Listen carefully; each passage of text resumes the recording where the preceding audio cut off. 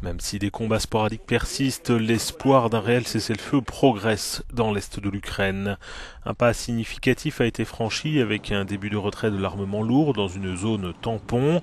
Ce mardi, la rébellion pro-russe a annoncé avoir commencé de retirer son artillerie dans les secteurs où l'armée ukrainienne a déjà ôté ses armes lourdes, en enlevant graduellement leurs canons.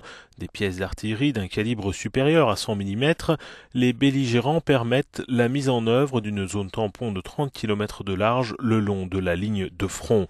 Cette zone tampon fait partie du mémorandum signé entre Kiev et les séparatistes il y a 3 jours à Minsk en présence de représentants russes et de l'OSCE.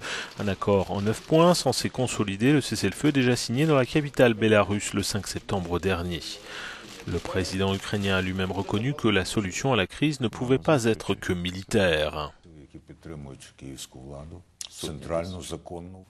Il est impossible de gagner la guerre dans les villes de Luhansk et Donetsk par les seuls moyens militaires. Plus nous envoyons d'Ukrainiens sur place, plus il y a de troupes de la Fédération russe. L'entrée en vigueur d'un cessez-le-feu total reste difficile à prédire.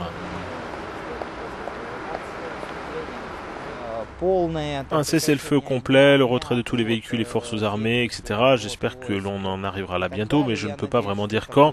Il y a beaucoup de nuances et de problèmes militaires dont on a parlé un peu trop vite.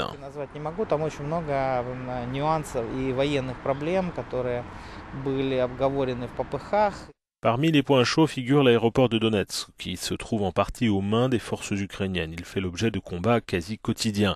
Et puis la question cruciale du futur statut des régions de Donetsk et Luhansk reste en suspens et promet de difficiles négociations.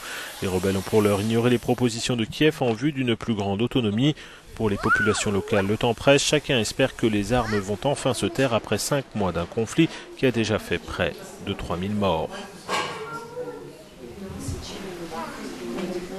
Это ночь.